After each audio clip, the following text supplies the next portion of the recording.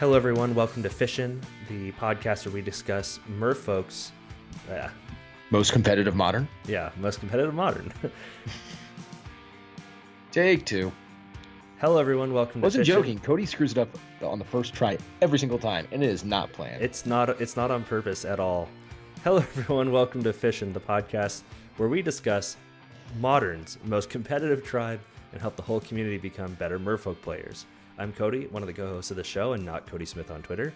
We also have, as always, Matt. How are you doing, Matt? Not too bad. It is April Fool's, and it is the heat of spoiler season for War of the Spark. And I have to admit, I'm kind of hyped right now. It's been a long time. Yeah, the set's looking a lot of fun. We haven't seen any. We've seen one Merfolk, but we'll talk about that next week when we do our. We're gonna wait till next week to do our spoiler review. Real quick though, how many Merfolk do you think there will be in this set? 2?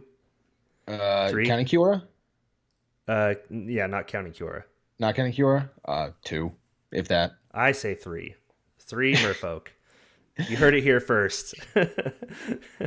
So this set is just gonna be so jammed packed of Amonkhet stuff and Ravnica stuff and Kaladesh stuff.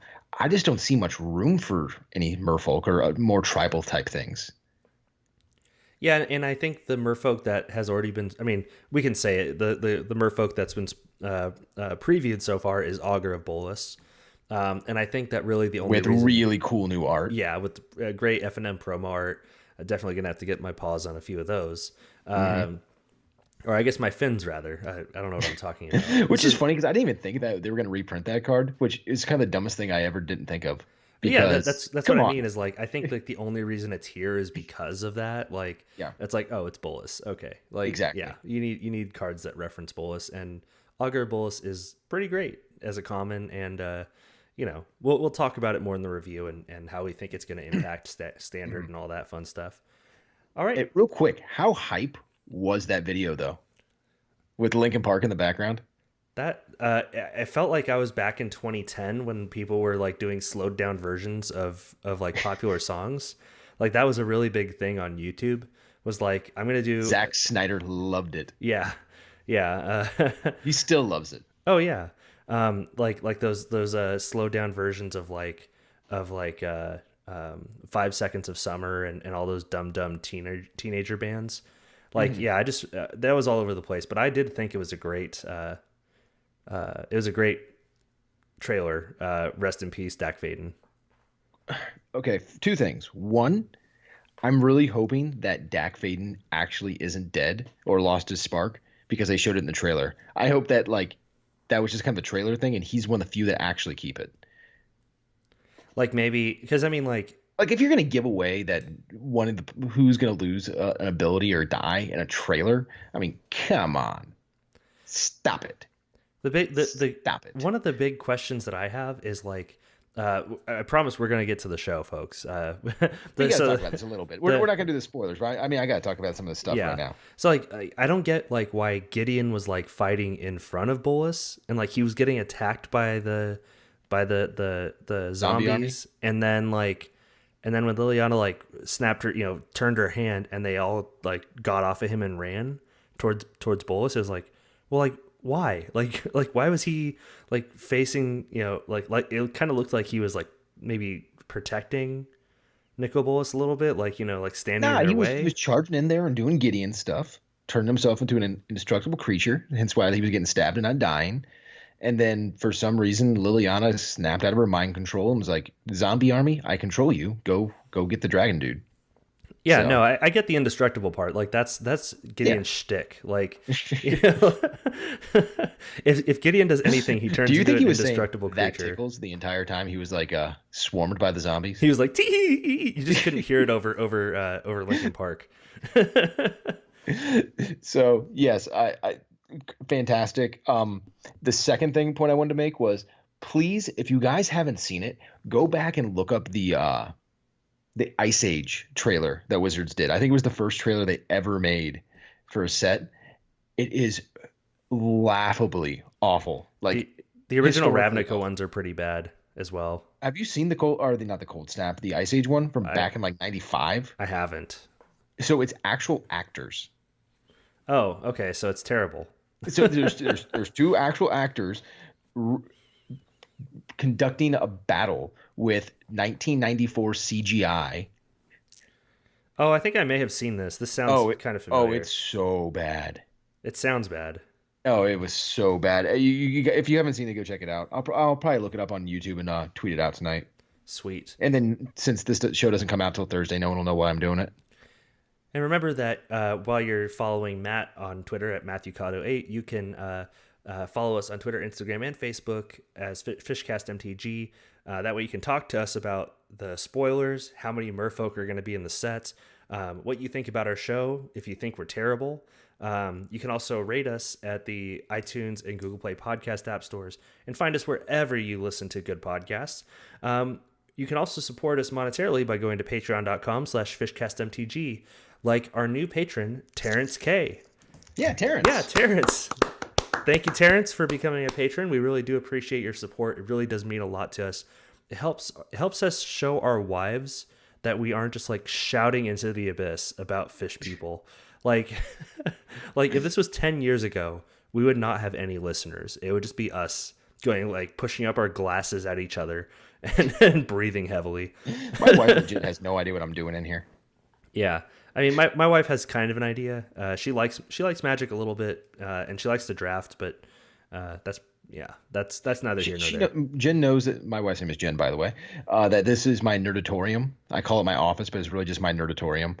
And I shut my door, and she leaves me alone for about an hour. And that's kind of our thing. So the other way that you can support us monetarily is at Inked Gaming, where you can get our sweet Fishin' a Merfolk podcast playmats. And it's super sweet. And you can use the code FISHCAST10 to get 10% off and also support us here at the show. That Ishton guy did the art. Ishton. It's super duper sweet. Ishton also did the artwork for our new tokens that you can get at cardamajigs.com. So you just search Fishin' a Merfolk podcast or just Fishin', and you will find our store and you can buy some sweet tokens. I've tweeted out the pictures all over Twitter and they're great. So Kody sent me a bunch of tokens, and for anybody who listens to the show regularly, I don't play Merfolk. So I think I'm going to have to give some away. Yeah, I think it's just going to have to happen. So follow Matt. Yeah. Follow Matt on Twitter. He might give some away. Yeah. So to my few Twitter followers who aren't Russian porn bots, I'm going to send out some tweets here probably tonight, which is going to be in the past. So I'm sorry to the future people who missed that. But then I'll probably do some stuff after the show airs too. So spend a few dollars on some stamps and get you guys some cool, sweet tokens. Yeah, thanks for helping out with sending some of those out, Matt. I know the fans will appreciate that. They like free stuff. I like free stuff. Free stuff is the best. Yeah. Speaking of all the support that we've gotten, we have had a boom in Patreon supporters. So everybody who's joined us, everyone who's continuing to support us, thank you so much. But we also want to do something to compensate you for your time. So they're on top of the rewards that we're giving out already on patreon.com/fishcastmtg. We are going to be sending you out an extra set of tokens. If you are a patron by the end of the month, April 30th, then you will get sent a set of tokens. All you have to do is you have to send us your address, because we cannot send it out to the void with your name on it and hope it gets to you. That's how it works in romantic comedies. I am so excited about this. I just sent Kody $50 donation. Oh, snap. So thanks, Matt. I appreciate you. You're welcome. Yeah. Everything's magic. So do you want to get into the random Merfolk, Matt? Yeah, let's do this one. I'm actually like super stoked about it. This is an old school one. I like it. Yes, it is. So Terrence, who is our newest patron, supported us here on Patreon and picked random Merfolk, and he chose random Merfolk number 93. So this random Merfolk is called Manta Riders. It is 1 blue for a 1/1 that is a creature Merfolk, and it has 1 blue and : Manta Riders gains flying until the end of turn. And it has the flavor text of water is... Oh man, I didn't pull up my phone and I can't read it. It's so fuzzy on the computer Water screen. is firmament to the finned. Oracle, and Vec. Ooh, I think that's great flavor text. that's pretty good. So this is actually in my uncube. So one of my pride and joys that I've ever made was I have every single uncard in a cube form. But before Unstable was printed, there was obviously not enough cards to fill it. So I went and added some more goofy older Magic cards to make it awesome. And since I've kept it alive. So my new favorite Magic artist is Aaron Miller. Shout out. Part of the reason why we're not doing the War of the Spark tonight is because his cards have not been spoiled, and I refuse not to talk Aaron Miller art with spoilers from here on out. I said like we should do it this week, and Matt put his foot down and said no. If I can't talk about Aaron Miller art, I'm not doing it. Yep, it's true. But so Aaron's probably my favorite new artist, but the Foglio couple, Kaja and Phil Foglio, are hands down my favorite old school Magic artists. They do a lot of the old cartoony, super goofy stuff, and the Mantis Riders is our Manta Riders is one of Kaja Foglio's art, and it is really good. Mantis Rider's a much better card. Mantis Rider's much better. But so Kaja does hers is more cartoony, but it's not like as like out there. Her husband Phil, man, his stuff is so goofy. His is like Presence of the Master that has Albert Einstein on it. If anybody hasn't seen it, the original version of it, Eureka with the Eek written on the Magic card. So if you haven't checked them out before, if you're a newer Magic player, you don't know about Foglio art, check it out. It's really, really goofy. It's a great look back into Magic's history and stuff you'll never see again outside of an unset. Yeah. So I mean, besides being OP in your cube, what do you think about Manta Riders? It's only good enough for a uncube. when you and part of the reason why all the Foglio cards are in there, I'm gonna keep talking about my cube because this card, that's all it does, is in the second unset there's a bunch of like Artist Matters abilities, so that's why I wanted to have so many of the Foglios in there. Oh, okay. Yeah, I mean it's fine. I mean honestly, this is the card that we could probably see get printed in Modern Horizons. It's not modern legal. I don't think it's been reprinted since Tempest. So yeah, and it's not like it'd be a fair comment. It's not a super OP card. Like you could see this printed in a regular set, and like I don't think anyone would turn their heads too quickly. Well, we already have we already have Flying Men. Yeah, which is the same exact converted mana cost for the 1/1 flyer, where this is just a 1/1 that you have to activate the flying ability. Yeah, I mean, like I said, it's fine. I mean, in the draft, it'd be like your 25th or 26th card. Like, you wouldn't be jumping at this or anything like that. Yeah, but again, that's my point. Is like it hasn't seen print in a million years, and we need some bulk commons for Modern Horizons. I mean, this is kind of one you could chuck in there and be fine with. So this card was actually printed twice. Battle Royale doesn't count. It was printed in Tempest and the Battle Royale box set. Is that even a real thing? Yeah. I don't in the Battle Royale box set, it was white border, and then in Tempest, it was black border. Fair. So. When the heck was Battle Royale? I don't. That's like the one side I know nothing about.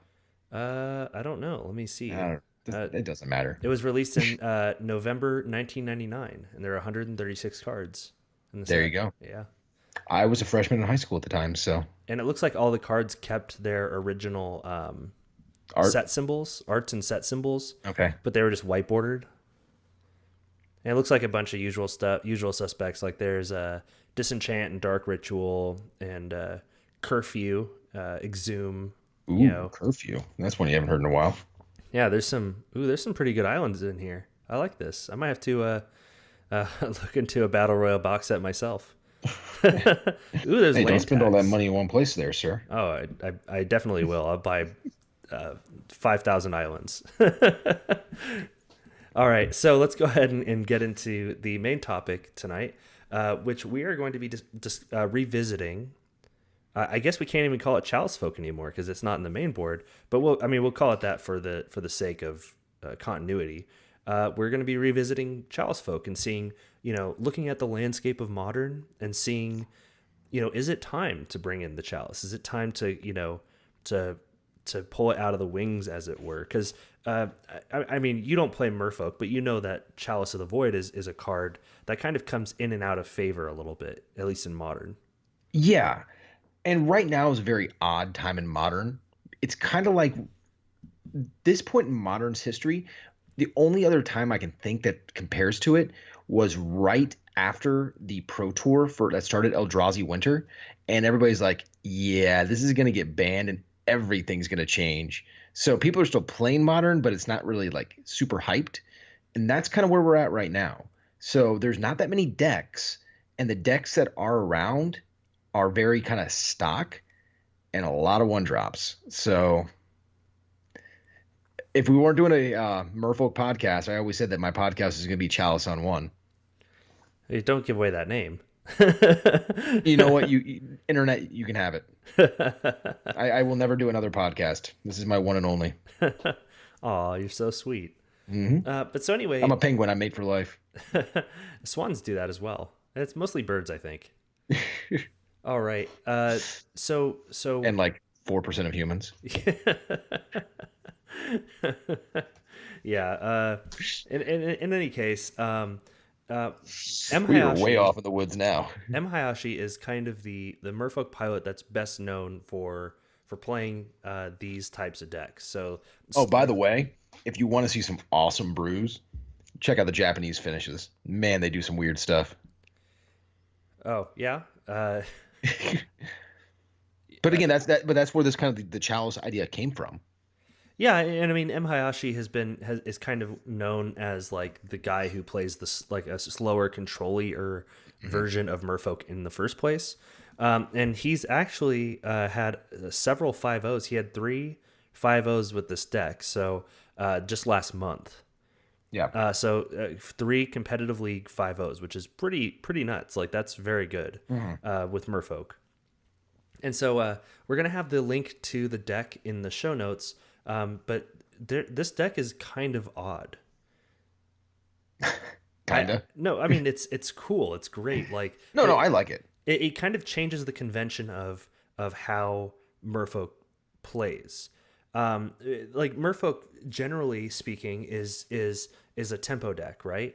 Mm-hmm. And this deck kind of seems to be more content with sitting on the back foot and like putting a really well placed haymaker. Yeah. So the deck runs only 20 creatures, so that the creature count is relatively low on this deck. So 4 of Harbinger of the Tides, 4 of Lord of Atlantis and Master of the Pearl Trident, 4 of Merfolk Trickster, and 4 of Silver Go Adept, and that's it. No Ben.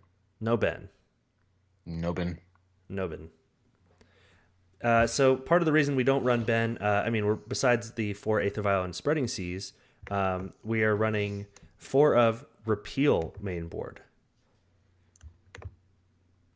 which is a really cool card. It bounces any non-land permanent, so that kind of deals a lot of problem spells that we can face against in Modern. And then 4 of Deprive, which is a great counter spell right now. And then 4 of Dismember. So this is a lot of life. Yeah, that's a lot of life. But that's a lot of life. But the idea is with this deck is that I almost feel like you should run like a Demir land in there, just so you can get a little extra help off the black. Yeah. I'm not even kidding. Well, the land base is actually pretty interesting as well. It runs 11 islands and 1 Oboro Palace in the Clouds, which is our legendary island. And then 4 of Mutavaults and 4 of Fairy Conclave for 20 lands. What do you think about this list? I mean, just first glance. The Fairy Conclave, I guess it makes sense. Man, that Fairy Conclave would feel so bad if you played it on turn 2. Yeah, I mean, you definitely want to start with it, like play it turn 1. Or just late game. Or late game. But the idea is that, Modern is full of 1 cost removal right now. And so actually I have a list pulled up, and you can look at these lists anytime on or mtgtop8.com, which is where we got this. So I pulled up the list of all the cards, like the top cards in Modern right now. So, I mean, we're going to go through this list for a little bit because I wanted to talk about like some of the occasions where Chalice is really shines. So now even in a deck like this, like even when Chalice is good, it's not so powerful that like you should probably mainboard it, if that makes sense. Not in this meta, because if you lose the dice roll and you're not like on the play, that could be a really, really bad card in hand. Yeah, and it can be a bad card in hand. It's slow, but then the other thing, like you said, if you lose the die roll and you're on the draw, your opponent gets 2 turns where they can, do what they will with you basically, and they've already set everything up at that point. And yeah, and like I did a league 2 weeks ago now where I ran Chalice main and I lost super hard to burn. It was bad. And like because they can set everything up. They can play a Goblin Guide, and then they can next turn they can hit you, bolt you, and suspend a Rift Bolt, and like and then like what is Chalice going to do for you there? Yeah, So we'll go through the some of the top cards played in Modern right now that are 1-drops, because that's primarily what you're going to be using Chalice for. Like Matt said, Chalice on 1. Oh, in this deck, would you ever run it on 2? It's 4 mana. I would only put it on 2 if, super late game number 1. Yeah. But having a vial out, like I wouldn't do it without a vial. Yeah, first of all, yeah, you're chopping your own knees off because all your lords are 2. Yeah. Well, even Silvergo Adepts, the whole creature base is 2 mana. So it's going to be like what, 85% on 1, if not higher, than like 14% on 0. Yeah, basically 1% on 2. Yeah, I'd say that's probably like the case. 0.9% on 2, and then like 0.01% on 3. Yeah, just don't put Chalice on 2 unless you have a vial or 2 out. Yeah. So, like I said, we're gonna go over this list here. Oh man, where'd it go? There it is. So the number 1 card. Those lists are they're very take elusive. your eye off them for a second and they just waddle off. It's like a lizard, like when you're trying to catch a lizard when you're out camping, and like you turn your head and it just it's gone. How often do you chase lizards? It's been at least a decade. At least. That's impressive. You were a grown man chasing lizards. Yeah. Yeah. Well, I had a lot of free time when I was younger. Oklahoma. No, I was let's see, I was 20, so I would have been in Guam. So like I might have been Guam, the Oklahoma of the Pacific, though. No. I'm just trying to start a new thing for Guam. Guam is Japan's Hawaii. Anyway, so let's finally get to this list of cards. The number 1 card played in Modern right now is Lightning Bolt. I don't think that's a big surprise to anybody. Lightning Bolt is a super strong magic card, red for 3 damage. Yeah, amazing card in Modern, amazing card in Legacy, amazing card in Pauper, amazing card in Standard anytime it's played in Standard. I think the only format it's not played in is Commander. I actually played it in a Commander deck once, but it was part of a combo. So yeah, but you know what I'm saying. Like, yeah, you don't run it to just kill something. Yeah, in every format, it's just absolutely just played. So the next, and that card is played in 35.5%. Hashtag bring back Lightning Bolt to Standard. Ugh, yeah, it's kind of in Standard, Wizard's Lightning, but so the next card down is Faithless Looting, played in 26% of decks, and this is a key part of the Dredge Everything. decks. It's a key part of the Phoenix decks, which are all over the place, and it's also played in Storm and stuff, right? Like it's just all over the place. Is it playing Death Shadow now? I believe so. Yep. Yeah, there's a one of. Yep. Because it just digs through your deck, and you get to. It's. You think I'm joking, but I'm gonna double check to see if Faithless Looting is played in humans at this point. I don't think it is, but it's not. It's played in everything. So, Faithless Looting is one of those cards that I defended it for a really long time. It's probably time it goes. Yeah, I agree. I don't think that we're going to see any bans until after Modern Horizons. So, like, Correct. I think if Modern Horizons comes out and there's another way to bend over faceless looting, I think that's when we start having a problem. And that's when Wizards That go, was an ooh. impressive talk through the yawn, by the way. Just absolutely A plus. Sometimes you got to force through it. But no, I agree. Again, that was kind of like my Eldrazi winter analogy I made earlier. It's just we're kind of in a standstill, and we're just gonna have to wait, and it's fine. I mean, modern right now is still fun. Oh, yeah, it's really fun. And just Faithless Looting is just a super powerful card right now with just everything it does. Yeah, and I don't think that banning faceless looting out's really gonna solve anything. I mean, there's just so many other like cantrips that are really good right now that people are gonna supplement instead. It's just faithless looting is so much better than everything else. Oh, yeah. Like, I mean, Thought Scour is gonna see more play if faithless looting goes away, essentially. Yeah. So next down the list is Serum Visions, which is played in a lot of control decks. It's blue. That's the Scry 2 draw card, right? Yeah, Yeah. yeah. So Certain Visions is an opt, which spoiler is coming up on this list. Are probably the two most fair cantrips in modern right now. gosh, remember when Serum Visions was IMO. like $8? Do you remember when it was like $25? Oh, yeah. Oh, Because geez. I bought my Certain Visions at I think 10 or 15, but I got the porno ones. Oh, yeah, the So Bukaki Visions. yeah, so I mean I'm okay with that because I think they're super sweet and they're foily. So So the next card down is Snapcaster Mage, which basically just goes to get a 1-drop out of your graveyard. Like, I mean, you just you play replay Lightning Bolt, replay Faithless Looting for cheaper. yeah. So you just like you go Bolt, and Mm-hmm. then turn 2 Faithless Looting, and then end of turn 3 you play Snapcaster Mage to rebolt something or re-Faithless Looting. Like, there's just so many things you can do. So Snapcaster Mage being in the top 5 is kind of a really heavy indicator that 1-drops are super important to this format. Yeah, no, absolutely.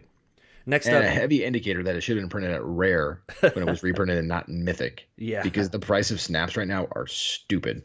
I would not doubt it one bit. Next card is another removal spell, Fatal Push. It basically wrecks everything in Merfolk, so Fatal Push is a big deal. Actually, you know what? And again, Fatal Push is another one of those 1-drops that are super fair. Like, I think it's just a really, really well designed card. Yeah, I really think that Fatal Push is fair. Because I mean, it only has a short range of what it can hit. It's not like it just hits anything in the format.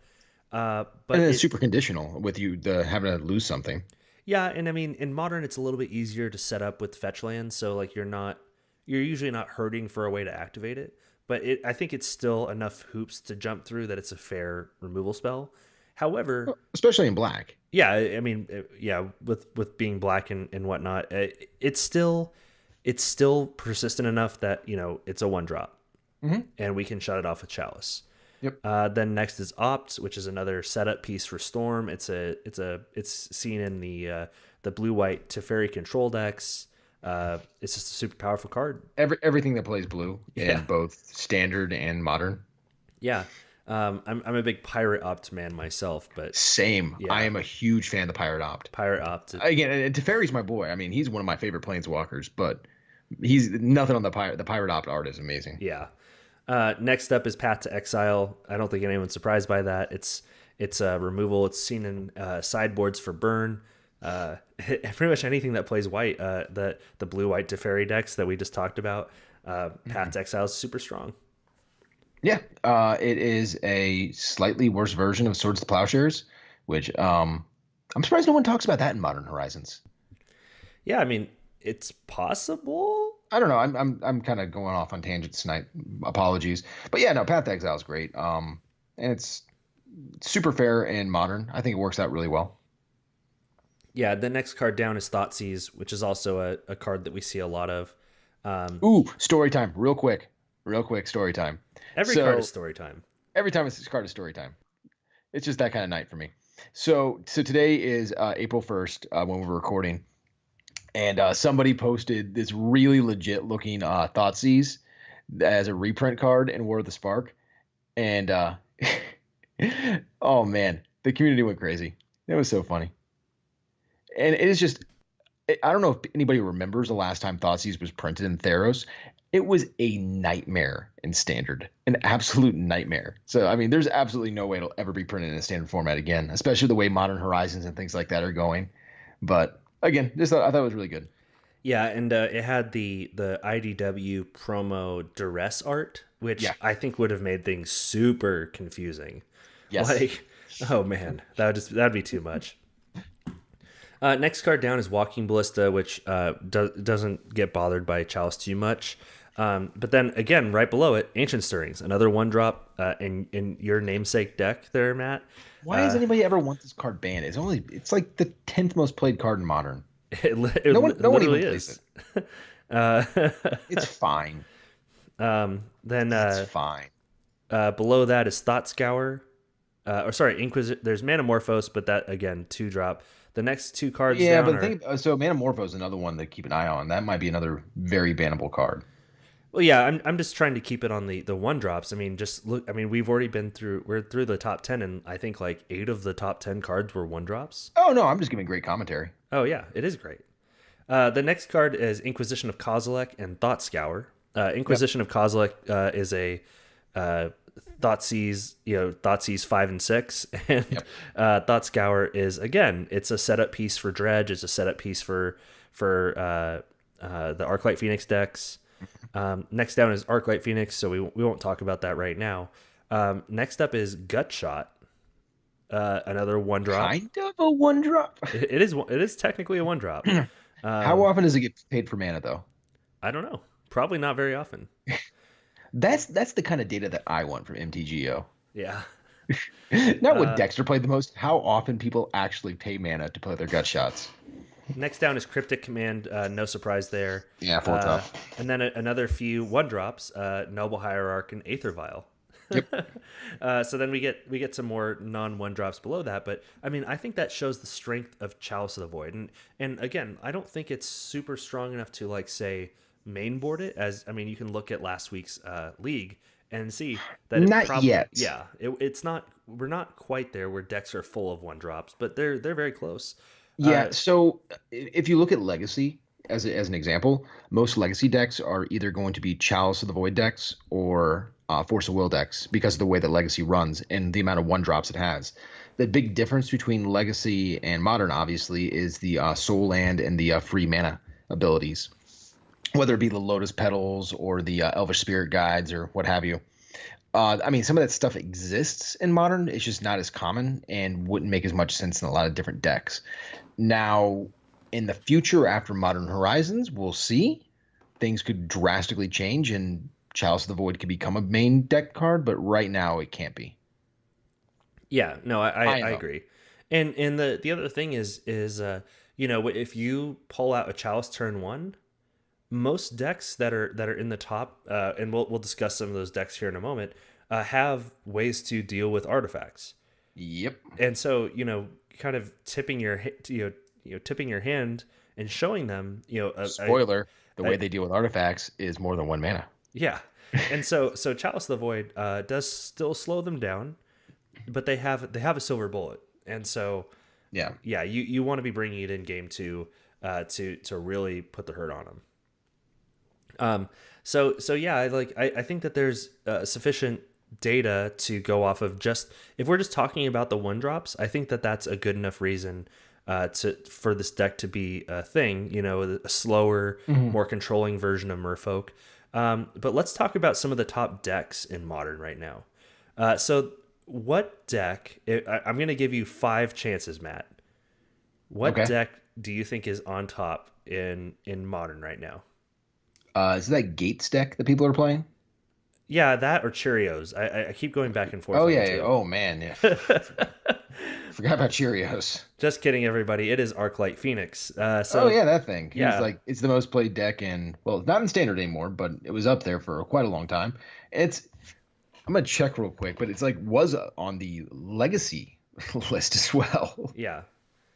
So the list that I pulled up here on MTG Top 8 was number 2 at a MTGO Modern MCQ. And yeah, I mean, we're just gonna look at this list real quick. I mean, it plays for Faithless Looting, Lightning Bolt, Serum Visions. A lot of these cards: Sleight of Hand, Thought Scour, Surgical Extraction. It plays a lot of 1-drops that can really be affected by Chalice of the Void. But the biggest thing is that not only does it stop removal like lightning bolts, and it stops these setup pieces, which are kind of really big for both this and Dredge. Yeah. So this is actually goes back to some of the stuff that I was watching when you were playing against this deck a couple weeks ago. And you have a lot of decisions you have to make, especially in a control heavy match, because this deck is going to start really moving on turn 2. And that's the earliest, if you're on the play, that you can get your Chalice on 2 or on 1. I'm sorry. But by doing that, you also cut yourself off of playing counter spells. And if they get that thing in the ice down, you could be in a lot of trouble. Yeah. But again, I guess now that I think about it, you have 4 dismembers in this build. So 4 dismembers and 4 repeals. So, I mean, yeah, repeal would be mana intensive, but at the same time, you have the option to just completely shut down all the work that they did. So, like you said, there's Crackling Drake, there's Arclight Phoenix, there's Thing in the Ice, and one of Snapcaster Mage for the creature suite here. And to me, the big thing is that like these cards take a lot to set up, for them to be good. And so like when they play a Crackling Drake, they are paying they're taking a whole turn off to do that. Yeah. When they play Arclight Phoenix, even though it costs 3, they're setting it up with Faithless Lootings, with Serum Visions, with Sleight of paying Hands. a minimum of realistically 1 mana at best if they have 2 gut shots in hand. Yeah. But more often than not, it's gonna be 2 or 3 mana with it that they do it with.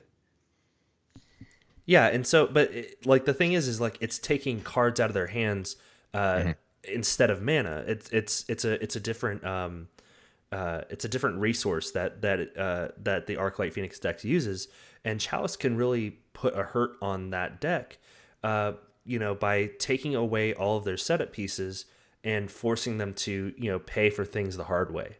Yeah, and that's what this version of Merfolk is all about. Is about slowing down our opponents while we get some creatures on the board. While we bounce one of their things here. Merfolk Trickster, a Phoenix there. That sort of thing. And I think it works out fairly well against this deck. Yeah, I mean, ideally you would get your Aether Vial on turn 1, and then a Chalice on 2, and then slowly to start letting your Aether Vial tick up and keep your control pieces available to kind of control the board, and then just kind of vial in the fish as you come, and kind of more slowly grind away. Yeah, that's the way I see it being played out. This deck also kind of, again, with playing 8 creature lands, this also kind of works against our opponent's removal.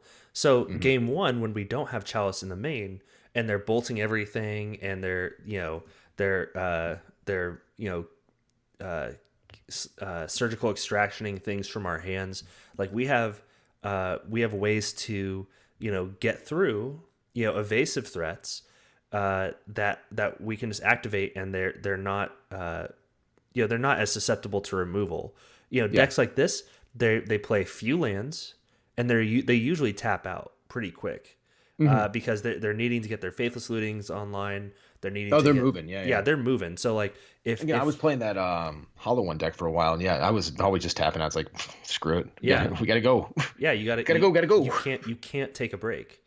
So I think Izzet Phoenix or Arclight Phoenix rather. I guess it's Izzet Phoenix as well. But it's a good example of a deck that not only uses those cards as removal but as setup pieces. So let's talk about a few more decks that act similarly. Death Shadow is very similar. Number 1, it stops the Death Shadow. But it seems good. And the Death Shadow is going to be a little bit slower to be played because obviously it's going to die unless they've lost a lot of life. The thing you have to be careful with against Death Shadow is that they do have Thoughtseize, so there's a good chance they're going to gank it from your hand. Yeah, but I mean, even then, that's still they're eating the Thoughtseize and not like a Lord or something like that. Exactly. So you can kind of change your strategy. So it kind of lets you pivot a little bit. Some other cards in here that this can hit. And that's where the Fairy Conclave will come in handy too. Yeah. Because they can't take that. Mutavault, Mutagenic Growth, Thought Seize, Lightning Bolt. There's lots of cards in this deck that Death Shadow itself, Monastery Swiftspear, Mishra's Baubles is 0. But Correct. We'll talk about a deck that I think really needs Chalice on 0, and that is Affinity. Playing Chalice on 0 against Affinity is the best thing ever. Oh, yeah. It really is. Because, I mean, like, if you think about it, game 1, Affinity probably has it against Merfolk. Affinity is a really bad matchup. It's a bad matchup. It's been a bad matchup since the dawn of time, and it'll continue to be a bad matchup. But so let's go through the 0 drops here. There's Memnite, there's Ornithopter, there's Signopest at 1, then there's Galvanic Blast at 1. Mm-hmm. There's Mox Opal at 0. Yep. Springleaf Drum at 1. Welding Jar at 0. Gets banned. Yeah, Welding Jar at 0. This is a deck that has lots of things at 0 and 1, and so. Yeah, but again, and realistically, nowadays they're gonna be playing the Hardened Scales version. Mm-hmm. So, Opal, Welding Jar are gonna be the main ones, and then your Arcbound Worker and your Animation Module, and Ancient Stirrings. Yeah, and Ancient Stirrings. And your Hardened Scales at 1. Yeah, Hardened Scales at 1. Which is nice, is because you'll have your So if you play your Chalice on 0, or you play it on 1, if you can, depending on how the game is going, and if you're on the play or not, you can still play your second Chalice through your other Chalice, because obviously the XX is your CMC is whatever you paid into it. So yeah. So then, I mean, humans is kind of a wash, unfortunately, with Chalice. You don't bring it in. Yeah. Red deck wins, obviously. You would bring it in. You wouldn't start with it in your deck. It's a little too. I think it's just too slow right now against Burn. Yeah. Oh yeah. And then I mean, Hollow One is obvious. Again with Faithless Lootings. Does Hollow One play Thoughtseize as well? No. Okay, but it does play Fatal Push. It does have the board, but not in the main. It does play Fatal Push. It plays Lightning Bolts. Yep. Hollow One itself. Faithless Looting. Yep. So if the big one that you brought up is Tron. Chalice against Tron is incredibly good. Yeah, I was actually going to move down to the control decks where Tron is king. You already said it. Ancient Stirrings, it kills that. All the eggs, the stars, the spheres, expedition map. Yep, and Tron needs all that stuff to get going. When I play Tron and somebody plays Chalice on 1 against me, more often than not, I have like 2 or 3 just dead cards just sitting in my hand. And losing your stirrings and your maps are a huge deal, especially if your only fetch piece becomes your Sylvan Scryings. Yep, Sylvan Scrying, and then you basically have nothing else that you can dig with. And while Tron benefits greatly from having a very consistent mana base. It's the you have play sets of the Tron pieces. However, because everything's low to the ground except for your win cons. Yeah, basically, and so you can spend 2 turns dirtling through Chromatic Spheres and Ancient Stirrings to just dig to the pieces because you have all the time in the world, basically. Yeah. And so like it's really easy to hit those pieces if you're digging 5 cards deep a turn, or even just drawing cards and adding mana with the sphere and the star. There's lots of ways that you can dig through this deck very quickly. When you shut off those options, Tron has a little bit harder of a time. So what I'm hearing you say is you kind of like Chalice of the Void. I do like Chalice of the Void. Now, Tron does have Nature's Claim to get it. But what's Nature's Claim CMC? 1. Oh wow! Never mind. I'm a dum-dum and can't read Magic cards apparently. I know my Tron. This is also a great deck or a great card against blue-white control. Basically for the reasons that we've already said. It basically has a bunch of 1 mana cards in it. Condemn, Mana Leak is 2. It has Opt. It has Oust, Path to Exile, Spell Snare. Surgical Extraction, but they'd pay the life instead of that. But just sometimes actually it doesn't matter. Oh, it doesn't matter. Okay, No, well then, CMC is still one. yeah, then surgical The the extraction. the, the, the life loss is a replacement effect. The card CMC is still the same. Well, then there you go. So surgical extraction is really great. They do bring in. They usually have at least one piece. I don't see any in this list. They have Stony Silence, but that doesn't do anything against Nope. Chalice. But they do have Dispel on the sideboard. I'm surprised this Spell doesn't do list. anything against Chalice, No. and CMC one. Yeah. I think that Do they run Disenchant? that's what I was Probably looking for. not. I don't see it. Some lists do play Disenchant, like one of, Yeah. but so like you could see those come out of the board as well. And let's see here. There's Jeskai Control. I think it's good, but Jeskai Control is just like really.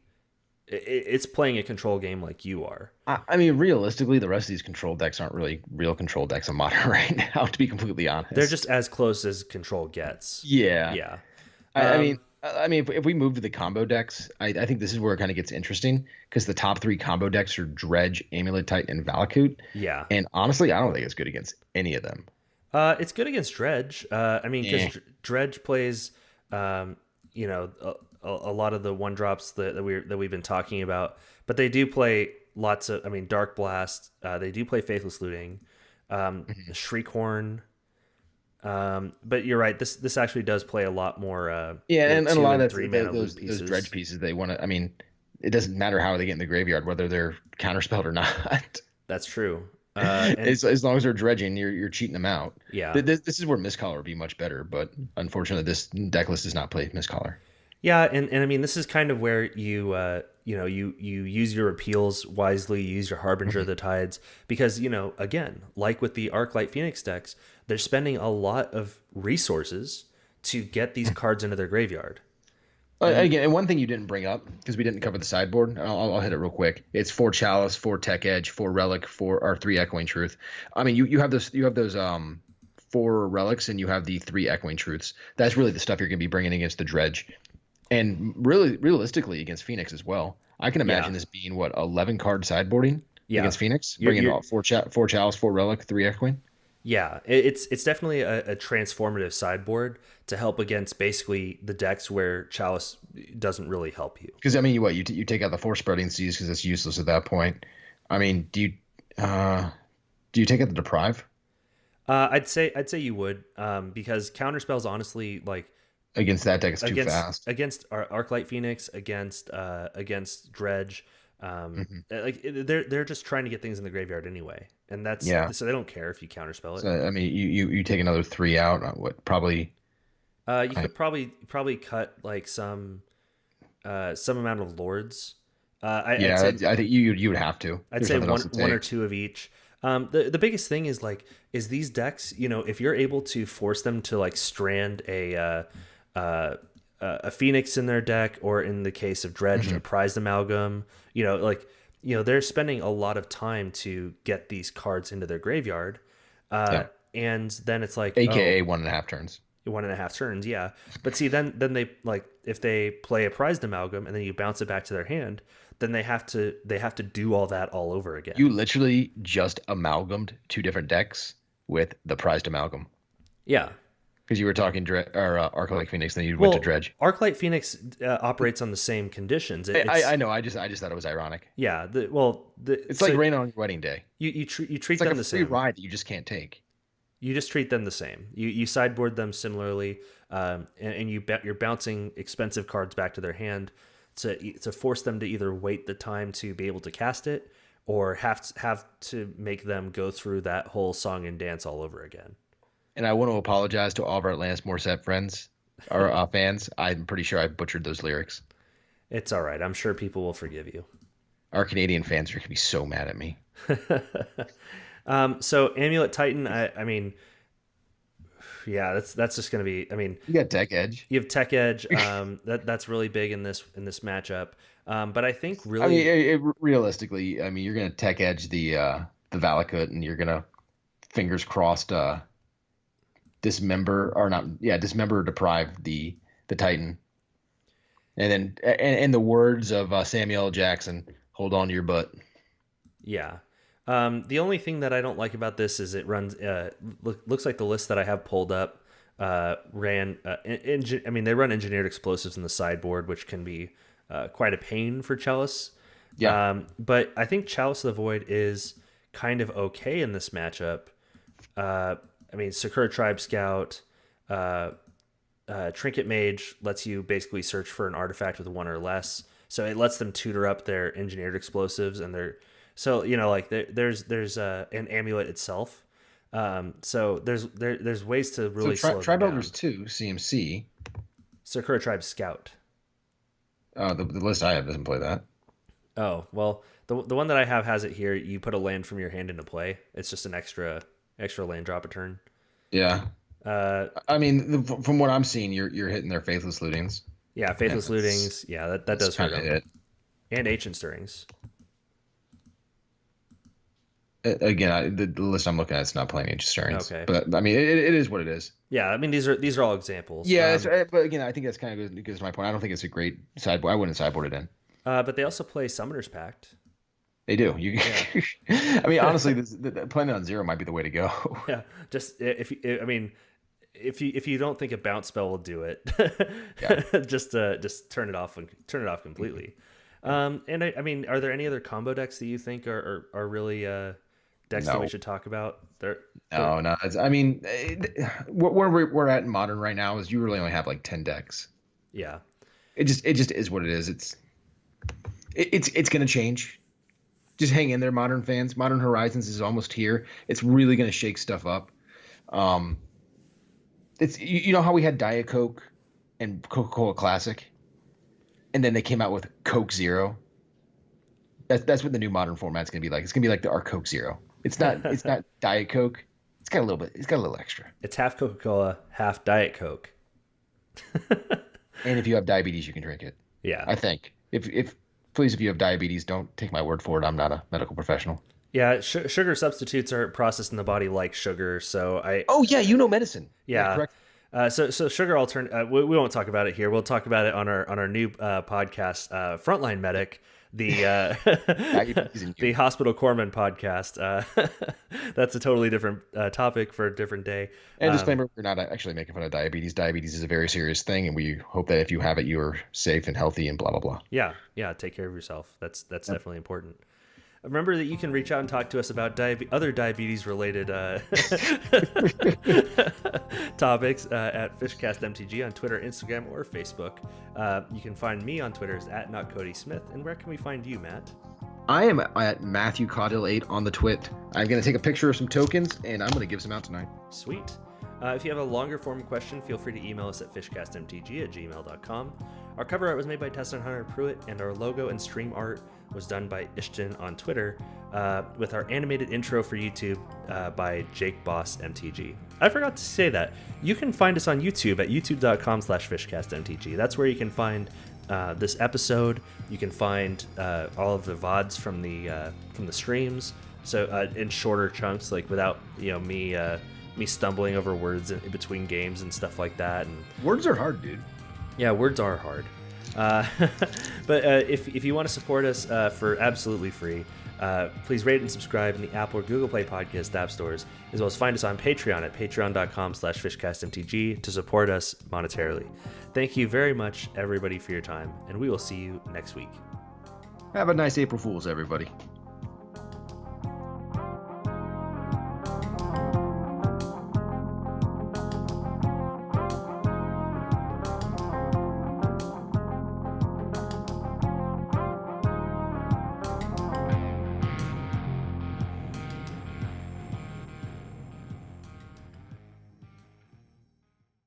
Merman!